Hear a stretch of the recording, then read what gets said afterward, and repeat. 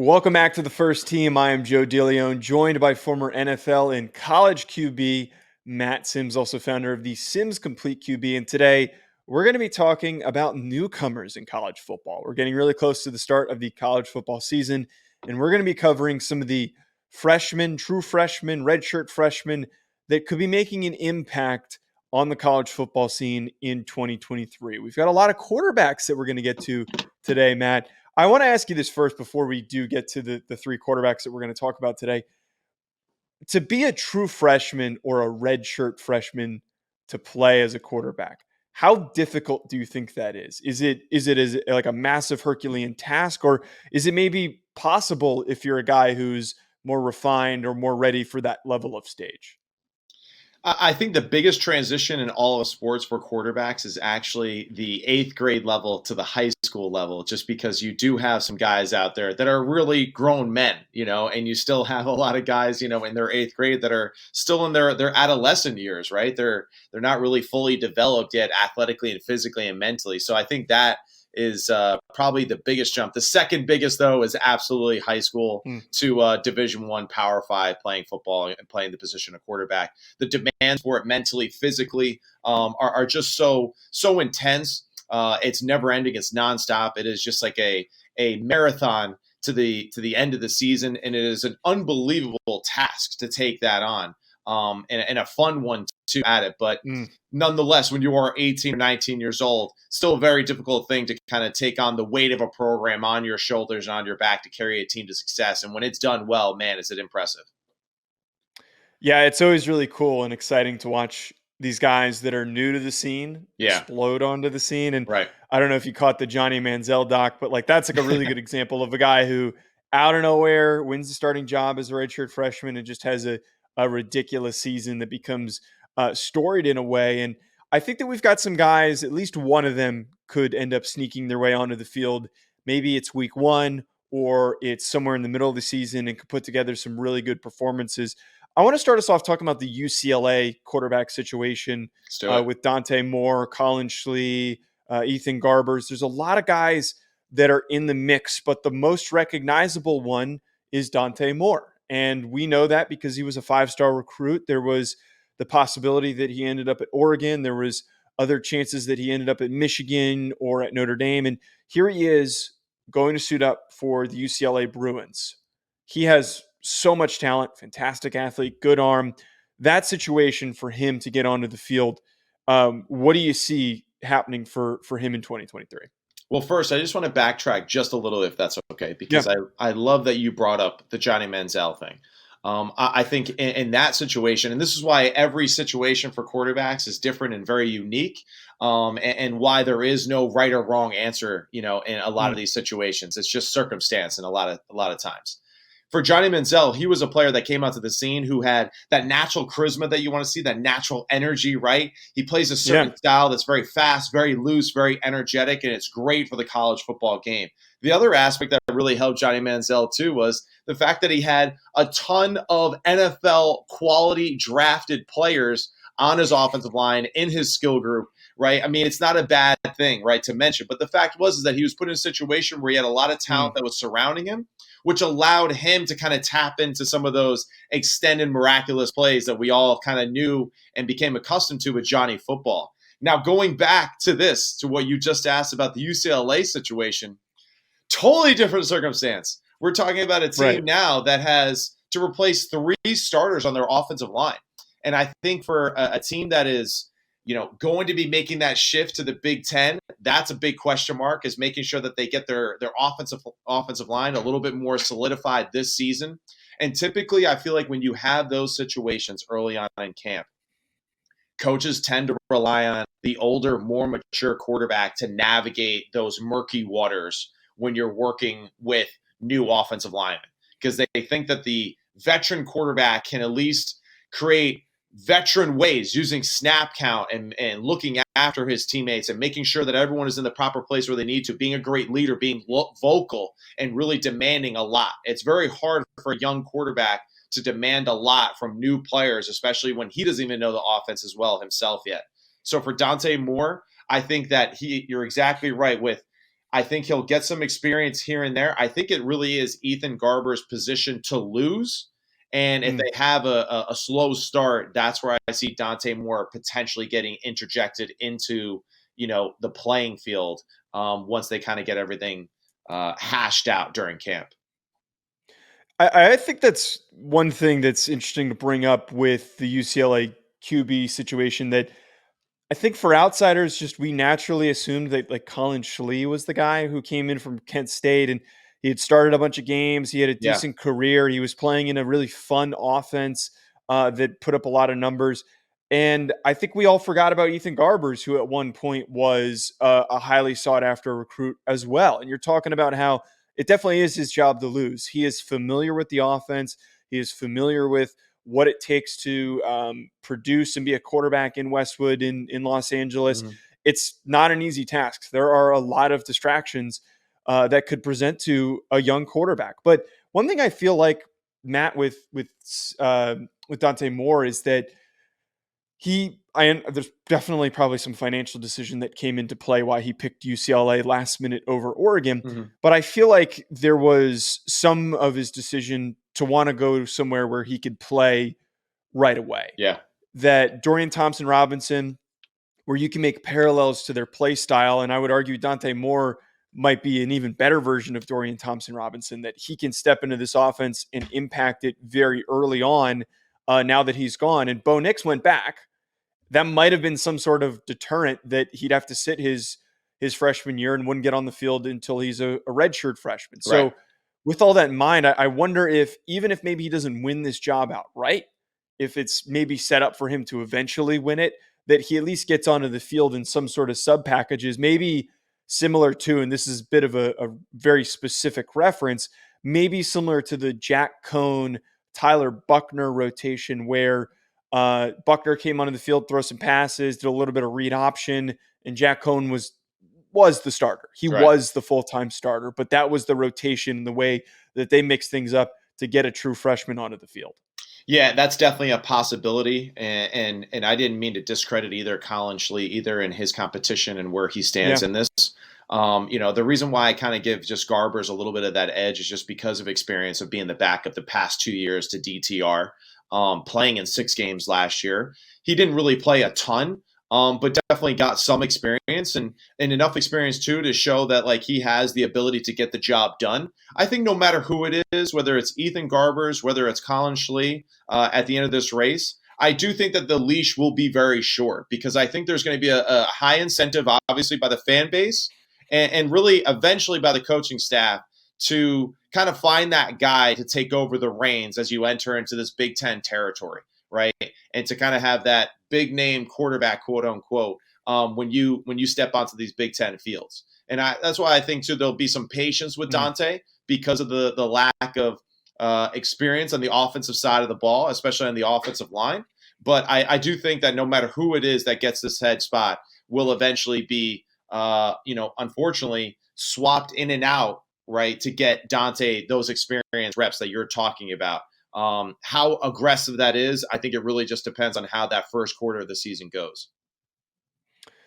Yeah, a lot of that too is going to come into play how things turn out, because you talked about the depletion of a lot of this roster. There were a lot of seniors, a lot of veteran players that moved on to that next step, and it might be tough sledding early on for UCLA this year. It might Yeah. be hard for them to bounce back and hit the ground running, and it's kind of a double edged sword, I think, for a team like UCLA, where it's okay, if things aren't going well, do we put the freshman out there because we're not going to win the conference and we're just trying to get reps in and we're trying to be competitive in games and maybe throw out the better athlete? Or is it things aren't going well, do we not get the true freshman kid into trouble early on and maybe stunt his progress because he's getting hit often and things are already looking pretty murky? Yeah, absolutely. And that's a great point, right? We don't want to David Carr him, right? We don't want to put him out there too early and he just Yeah. gets hit too much and too often and it kind of causes him to make bad habits. And this is where,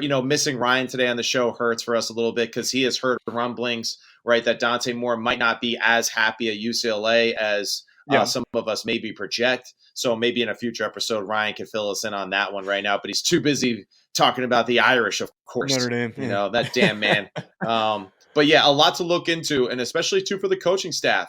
Do they play Dante Moore too because they're concerned about him, getting jumpy and wanting to, leave UCLA? Do they play him to incentivize him to stay, right? Because he is our guy, because we are putting him, the program in his hands in the future. So is that a decision that comes into play as the season goes along? Yeah, absolutely. And maybe trying to make him happy is going to be something that is important. It should be for how rare it is to get a 5-star quarterback to play for UCLA. The next circumstance for a young player was one that we tracked throughout the entire offseason and for the most dramatic part of this, which was Jaden Rashada's circumstance. He was supposed to go to Yeah. Florida.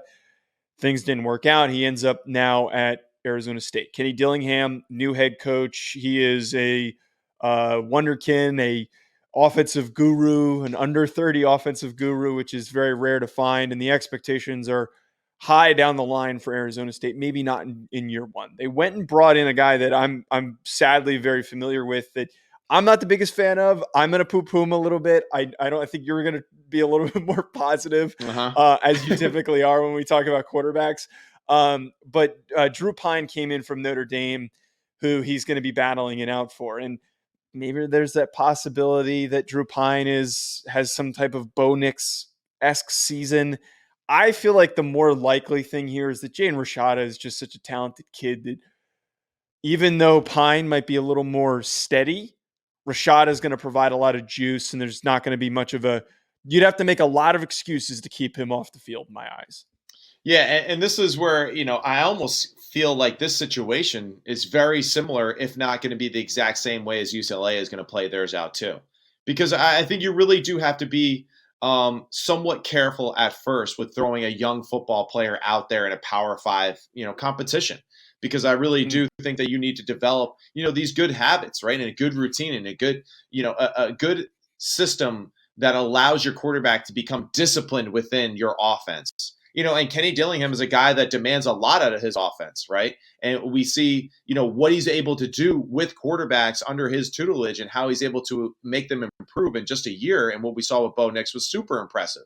The question really, though, can Jaden do it with just this little offseason? It's not a Yeah. full year, and that's where it's very quick for him. That's why for Jaden, I'd rather say go with Drew Pine. Jaden, learn. Be all over Drew. Watch his habits. Watch how he studies. Watch how he prepares for games. Nothing is going to derail you from your career. Take your time. Learn how things are done. And I think after he gets a few games under his belt, you kind of see how he does as far as managing his time and his expectations, especially too for Dante Moore. Just being young student athletes, managing your time is a big thing. So I think for Jaden Rashada, go through your reps, get experience. I think eventually he probably will end up being the starter, but I don't see there would be any problem with them going with Drew Pine for one whole year, allowing Jaden Rashada to sit, wait, and learn.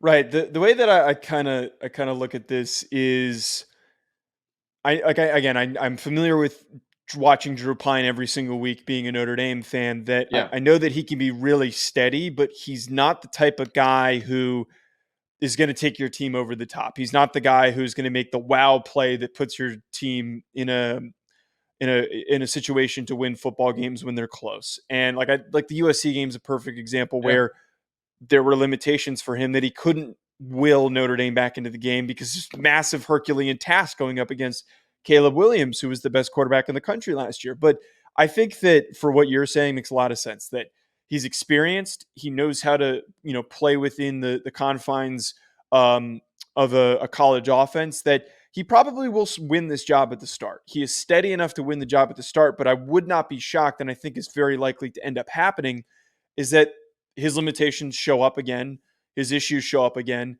And unlike Notre Dame's circumstance, where they didn't have anyone else to turn to, he was the second quarterback, he was the second option. Right. They have Jaden Rashada to turn to. So maybe somewhere by week 5 or week 6, after the bye week, they try to find that way to get Rashada onto the field, kind of like we see with these rookie quarterbacks in the NFL. Get him some reps. Arizona State's not winning the conference in 2023, so try to give him any bit of exposure towards that end of the season. Yeah, and I will say that just for his situation, Drew Pine going into this match, with Kenny Dillingham, I think this offense will actually fit him a little bit better. I think this offense will be a little bit more spread out. He'll be in the shotgun more consistently. It'll help him because I think some of his issues sometimes are his stature and his size in the pocket. He has trouble seeing occasionally, right, which limits his ability to scramble and make those extended plays with his legs. Because I do think that he's an above average athlete. I think he throws the ball well on the run, or well enough. But I think with this style of offense being that spread out, that wide open, will allow him to be a better decision maker throughout the year. And really just the style of the conference, too, I think will allow him to play a little bit of a freer way of managing the game than what we saw with Notre Dame, it seemed very, very tight and confined. And I think that was something that he struggled with at times, was being able to manage the game from inside, like the under the center drop back pocket style of offense that Tommy Rees was implementing at Notre Dame. I think now with the spread offense, he'll be a little bit better with dishing the football around. This is the style that he played in high school. So I expect him to be a little bit more impressive in the drop back passing game than we saw in Notre Dame. Right. And just a kind of final thought before we get to the last grouping that we're going to talk about. I do agree with that. I think that what happened with Bo Nix is a really good example that there is a path for Drew Pine to have a really nice season and a bit of a revitalization, because Drew was unlike most of the other quarterbacks on Notre Dame's roster and the ones that were being recruited by Tommy Rees. And it was kind of a square peg in a round hole trying to get him to run that offense. And you saw that lack of comfort. There was a lot of discomfort all around because of a lot of things that you just talked about. It's a very run heavy, pro style kind of offense, the way that it was approached. And the run game was successful, but whenever Drew was asked to play as that type of quarterback, he just didn't do a very good job of it. He struggled. And maybe this style, and there can be parallels made to Bo Nix's situation and Drew Pine's situation, where Bo Nix was incredibly uncomfortable at Auburn. And then he steps into a system that speeds things up, gets the ball out quicker, lets him be a little bit more of an athlete, a little bit more that, you're talking about a little more coming out of the gun instead of being under center. And he was really productive.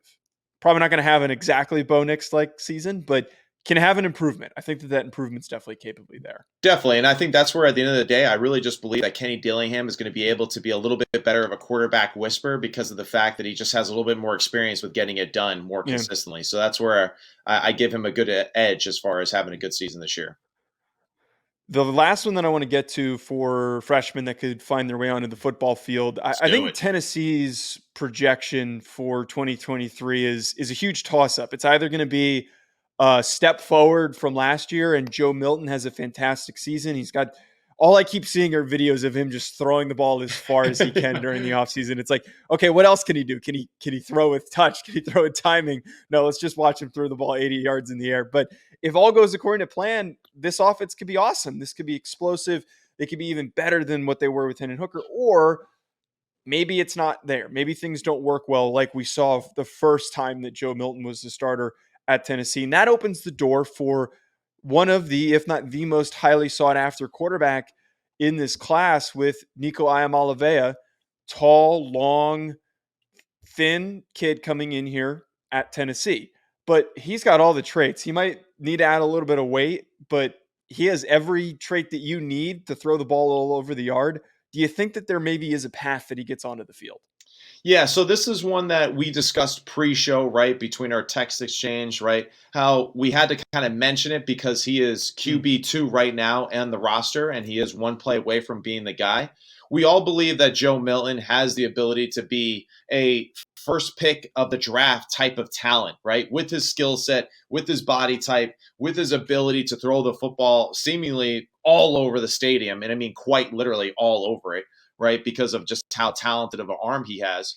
I mean, the biggest question really, the guy only has about 600 reps of college football under his belt compared to a Bo Nix who has 3,000 reps of being a college football player. So his lack of experience will really be the biggest question mark. Is he able to kind of, move beyond some of those learning curve issues that he had previously, right? And it had a good spring, hopefully he's having a good camp here early on so far to where he can hit the ground running in this offense. The offense is built for a guy like him and his skill set, so he can absolutely take off and just be super dynamic throwing the ball down the field.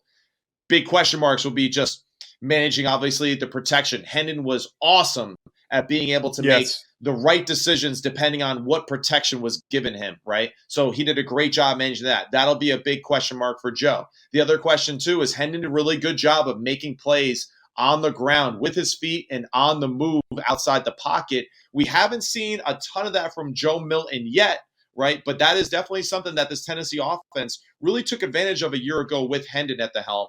Can Joe interject some of those plays going forward? So really the first six games of the year are really the most important for Joe. They start out with Virginia, then Austin Peay. They come back and they play Florida. Then it's UTSA. And then they have a 3-game slate in the SEC where it's South Carolina, Texas A&M, and Alabama.